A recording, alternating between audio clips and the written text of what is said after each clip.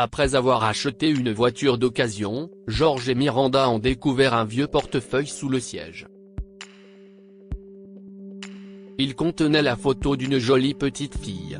Il ne pensait rien jusqu'à ce que Georges reconnaisse la même fille dans les albums photos de la mère de Miranda. La femme plus âgée leur a dit une vérité choquante, et le jeune couple a pris une décision. Miranda, allons-y. Ta mère va encore se mettre en colère contre nous pour notre retard, a crié Georges à sa petite amie, Miranda, par la fenêtre de sa voiture. Il était déjà à la place du conducteur et attendait qu'elle vienne. Mais c'était un phénomène courant. Miranda mettait toujours un peu plus de temps à se préparer. Sans compter le fait qu'elle avait toujours tendance à oublier quelque chose à la dernière minute. En l'attendant, Georges s'imprégnait de leur nouvelle voiture. Il venait de l'acheter à un bon prix et elle était en parfait état. C'était certes une voiture d'occasion, mais elle représentait beaucoup pour le couple, c'était leur premier achat commun. Georges était heureux, car cela signifiait que leur couple était solide. Il ne leur restait plus qu'à franchir l'étape suivante, l'achat d'une maison. Mais Georges était conscient que cela risquait de prendre beaucoup de temps. Il en était là dans ses pensées lorsqu'il avait eu envie de se regarder dans un miroir. En baissant la visière, il avait vu un morceau de papier en tomber. Celui-ci avait glissé sous un siège, obligeant Georges à l'attraper. Mais en cherchant le papier, il avait découvert un vieux portefeuille. Le papier n'étant qu'un vieux billet, il avait haussé les épaules avant de le mettre dans sa poche pour le jeter plus tard.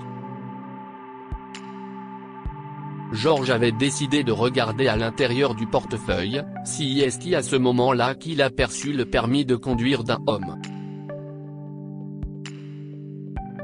Il y avait également quelques billets de 20 $, mais ce qui avait retenu son attention, c'était la photo d'une petite fille. Georges souriait en regardant la photo, et n'avait pas remarqué que Miranda était entrée dans la voiture. « Allez, ce n'est pas toi qui étais pressé ?» s'exclama-t-elle en riant. Georges avait secoué la tête avant de démarrer le moteur. « Qu'est-ce que c'est ?» demanda Miranda en désignant le portefeuille. « Oh, je crois que ça appartenait à l'ancien propriétaire, Mir. Il a l'air assez jeune, hein ?» dit-il en lui tendant le portefeuille. Miranda le regarda sous toutes les coutures. « Ça doit être une photo de sa fille. Elle est si mignonne. Elle me dit quelque chose. Un peu comme moi », avait lancé Miranda avec désinvolture. « Si est-ce vrai ? Si est-ce ce que je me disais, mais bon, beaucoup de filles blondes se ressemblent », répondit Georges, toujours concentré sur la route. « Quoi qu'il en soit, j'ai toujours son numéro. Nous pouvons l'appeler plus tard et voir s'il veut récupérer son portefeuille. » La nourriture était délicieuse, Madame Francis, dit Georges après que la mère de Miranda ait ramassé leurs assiettes et les ait posées sur le lave-vaisselle. « Je suis content que tu les aimes, ma chérie. Je suis aussi content que tu aies acheté cette nouvelle voiture. » L'ancienne avait l'air bien abîmée, commenta Madame Francis en s'essuyant les mains avec une serviette et en se rasseyant à table. « Oui, mais Madame Francis, on est à Fort Lauderdale. Il ne neige pas et le temps est généralement prévisible. Vous vous êtes inquiété pour rien, » a répondu Georges, en se souvenant que la femme âgée avait toujours peur qu'il ait un accident à cause du mauvais temps. Quand même. Si est-il mieux d'avoir une voiture qui ne vous laissera pas tous les deux en rade au milieu de la route, a insisté Madame Francis avec un sourire. Miranda se contenta de sourire et de rouler des yeux, mais elle était aussi ravie pour la voiture. J'ai complètement oublié. J'ai déplacé des boîtes aujourd'hui et j'ai trouvé de vieux albums de photos de Miranda. Tu veux les voir, Georges ? Madame Francis a demandé avec un sourire et cesse de lever. Bien sûr. Non. Miranda gémit et se couvrit les yeux d'embarras. Madame Francis a sorti les albums et ils ont commencé à les feuilleter tandis que la vieille dame racontait des histoires sur Miranda. Mais Georges ne l'écoutait pas, ni Miranda. Il regardait attentivement l'une des photos. Sa petite amie devait avoir 4 ou 5 ans quand la photo a été prise, mais ce n'était pas le plus étrange. Elle ressemblait exactement à la petite fille du portefeuille. Georges est devenu méfiant. « Excusez-moi une minute », dit-il avant de sortir. « Georges, qu'est-ce ce qui se passe ?» a demandé Miranda. Elle l'a suivi jusqu'à la porte et l'a regardé prendre quelque chose dans leur voiture. « Regarde », dit-il après être revenu et avoir ouvert le portefeuille. « Cette fille est exactement comme toi à l'époque. N'est-ce pas étrange ? On pensait que c'était une jolie coïncidence, mais je ne le pense plus. » « Ouah, tu as raison », a reconnu Miranda en regardant la photo sous un nouveau jour. Elle est allée la montrer à sa mère. « Qu'est-ce ce que tu en penses, maman ?» La femme âgée a pris le portefeuille et a regardé la photo à travers ses lunettes de lecture. « Oh là là », a-t-elle soufflé, en rendant le portefeuille à Miranda. Madame Francis a enlevé ses lunettes et a fermé les yeux pendant 1 minute. « Maman, qu'est-ce ce qui se passe ? » demanda Miranda en regardant sa mère avec inquiétude. « Chérie, tu pourrais être la fille sur la photo, » dit Madame Francis en fronçant les sourcils. « Je n'ai jamais pensé que je devrais te dire ça. Mais tu es adoptée, chérie. Tu avais déjà 5 ans quand je t'ai adopté. Je ne comprends pas. La plupart des enfants de 5 ans n'ont-ils pas quelques souvenirs ? Je ne savais pas que j'étais adoptée ?» a demandé Miranda en regardant à nouveau la photo. Georges s'est assis à côté d'elle et lui a pris le bras pour la réconforter. « Tu l'as su au début. Mais ensuite, tu n'en as plus jamais parlé. J'ai fait quelques allusions à ton passé quand tu avais 10 ans, et tu m'as regardé comme si j'étais fou. Tu ne te souvenais de rien. J'espérais te parler de ton adoption pour que tu sois informé. Mais comme tu ne t'en souvenais pas, nous avons remis ça à plus tard, et puis j'ai oublié, » a révélé Madame Francis. « Donc, l'homme qui nous a vendu sa voiture pourrait être mon père biologique ?» a demandé Miranda, les yeux brillants de larmes contenues. « Si est une possibilité, je suppose. Tout ce que nous savions à l'époque, si est qu'une femme t'avait laissé à l'orphelinat. Franck et moi ne voulions pas d'enfants, et on a eu un déclic avec toi. Alors, ils t'ont donné à nous plus vite que prévu, » a poursuivi Madame Francis, en mentionnant son défunt mari.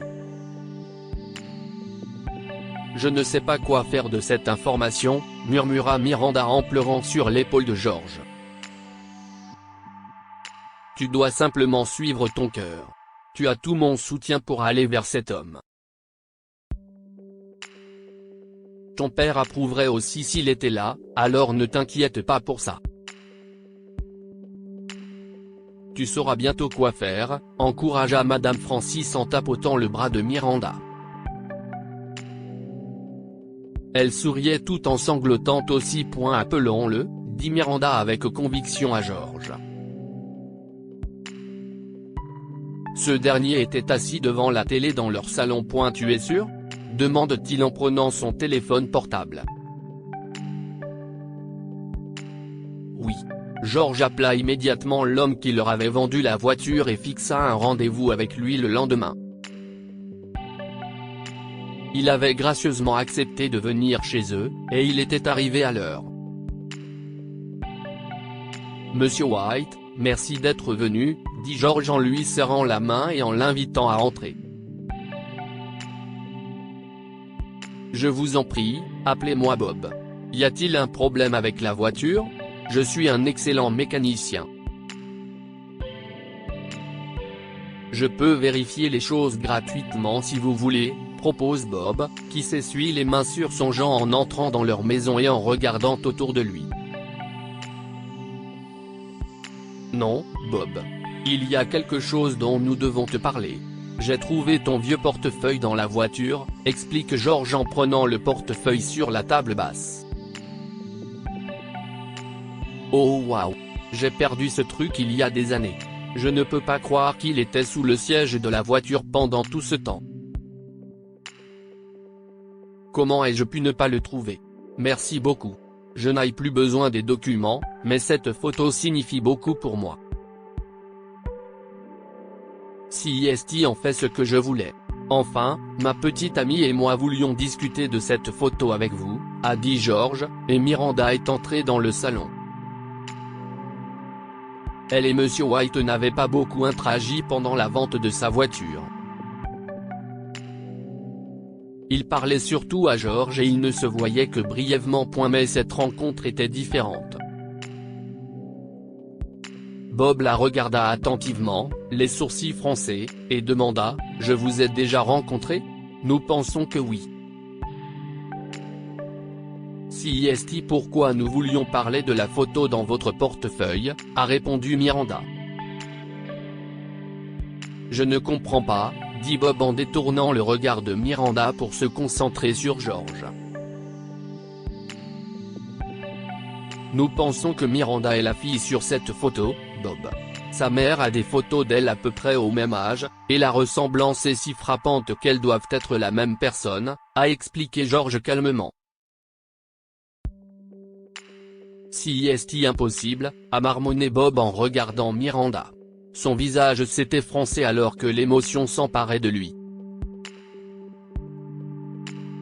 Ce n'est pas possible. CIST impossible. Non. CIST impossible. George a insisté, je sais que CIST un choc. Nous avons été surprises aussi. Mais la mère de Miranda vient de révéler qu'elle a été adoptée à l'âge de 5 ans, alors CIST tout à fait possible. Bob s'est assis sur leur canapé. Des larmes coulaient encore dans ses yeux lorsqu'il ouvrit à nouveau le portefeuille. CIST Clarabelle. Ma fille. Sa mère et moi.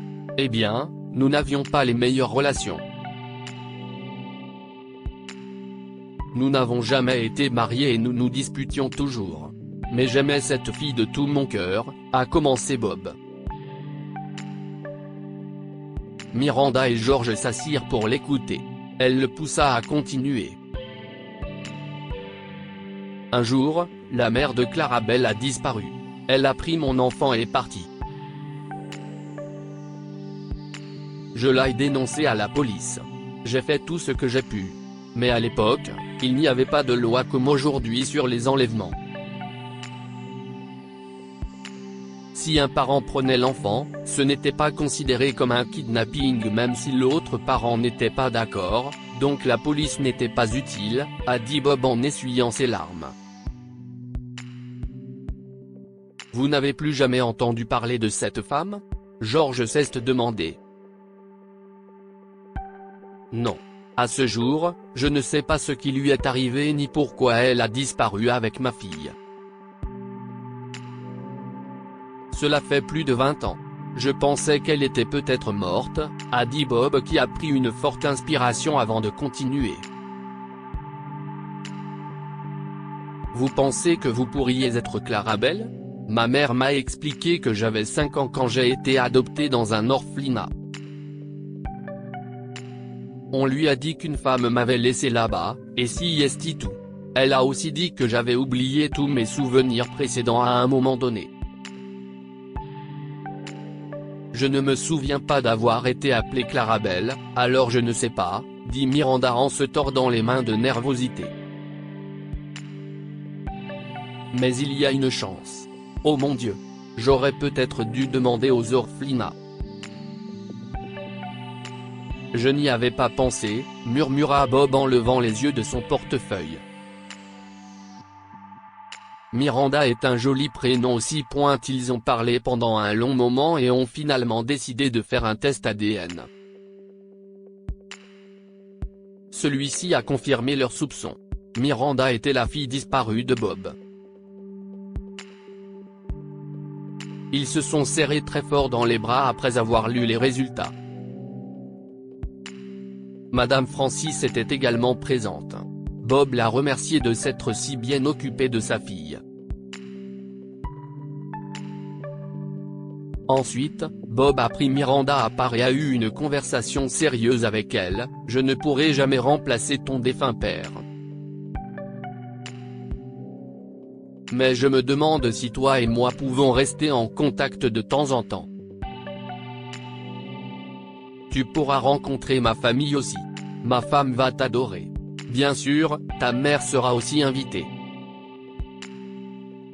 Miranda s'est mise à sangloter et a tout de suite accepté. Bob est rapidement devenu une personne importante dans leur vie. C'est d'ailleurs lui qui a accompagné Miranda à l'hôtel afin qu'elle puisse épouser George. Que pouvons-nous apprendre de cette histoire? Le destin a des plans pour chacun d'entre nous. Que vous croyez ou non au destin, il semble que certaines choses arrivent pour des raisons précises.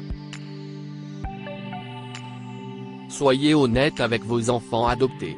Vos enfants adoptés méritent de connaître la vérité sur leur passé, même si vous pensez que c'est trop difficile à entendre. Partagez cette histoire avec vos amis. Elle pourrait égayer leur journée et les inspirer. Lire aussi, après le décès de son mari, une hôtesse de l'air croise dans l'avion un homme qui lui ressemble trait pour trait. Abonnez-vous à Amomama sur Google News. Cette histoire est inspirée par l'histoire d'un de nos lecteurs et écrite par un rédacteur professionnel. Toute ressemblance avec de véritables noms ou lieux est une pure coïncidence. Toutes les images sont utilisées uniquement à des fins d'illustration. Partagez votre histoire avec nous. Elle changera peut-être la vie de quelqu'un. Si vous souhaitez partager votre histoire, envoyez-nous un mail à info@amomama.com.